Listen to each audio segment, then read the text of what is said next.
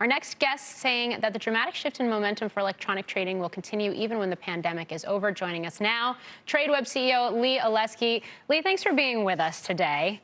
I want to get your reaction to Treasury Secretary Yellen. Now, I realize she's talking about the Reddit phenomenon, which is stocks and equities. It's not the market that Tradeweb focuses on. Tradeweb is focused on fixed income. But it has sparked this broader discussion and focus around, I think, market structure, settlements, payment for order flows, volatility, which we have seen in the Treasury market as well in recent weeks.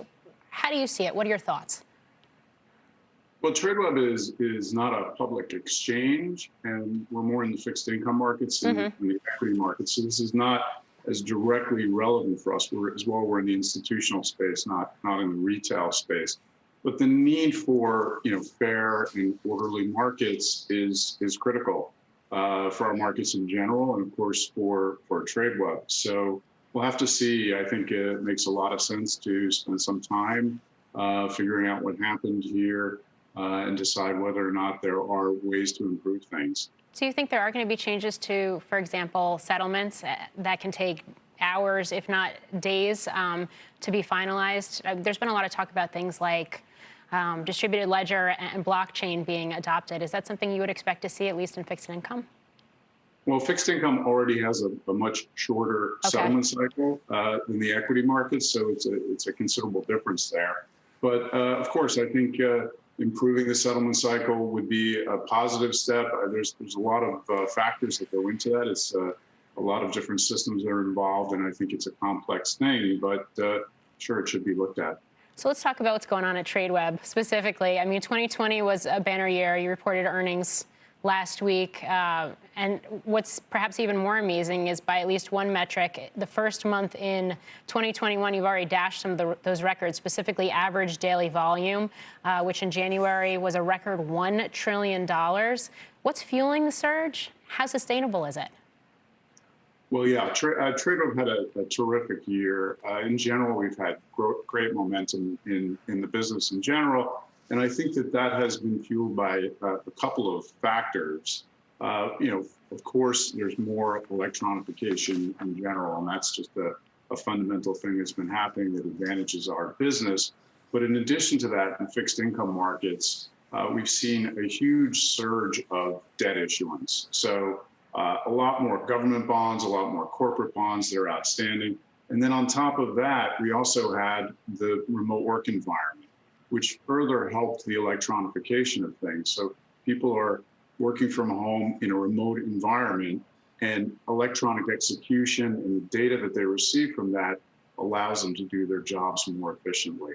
So when we talk about the electronification, I know we've had this conversation before, but when we talk about the electronification that you've seen in fixed income and what COVID has done to accelerate those trends, I mean, how much bigger, greater is the runway for adoption ahead for a company like Tradeweb right now?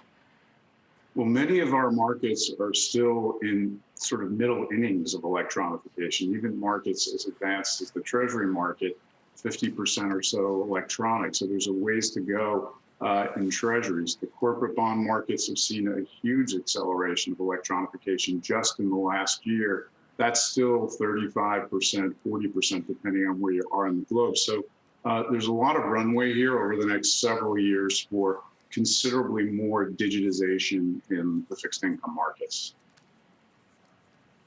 Hey, finally, Lee, talking about, I guess we'll call it scrutiny of the industry at large. It's one thing to have Yellen or Gary Gensler give a soundbite on the weekend shows. It's another to have Congress people, representatives on the Hill start to wade into this. I do wonder how you would sort of characterize, A, their understanding of the dynamics in play, and then B, their appetite to do something about it through legislation.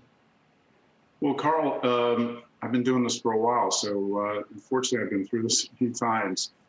Back in 08, 09 crisis and the Dodd-Frank Act that followed, with an awful lot of scrutiny from Congress and then the regulators.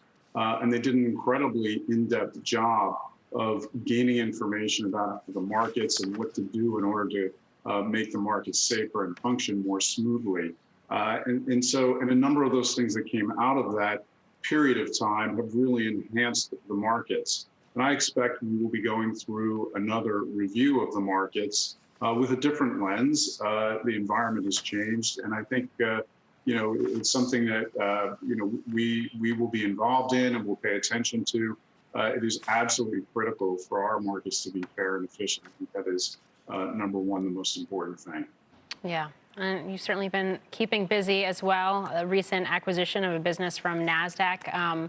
Look forward to speaking to you again in the future and seeing how all of this, both in terms of the industry trends and also what we're seeing in, for example, the Treasury market, how all of that shakes out this year. Lee, thanks for being with us. Thank you.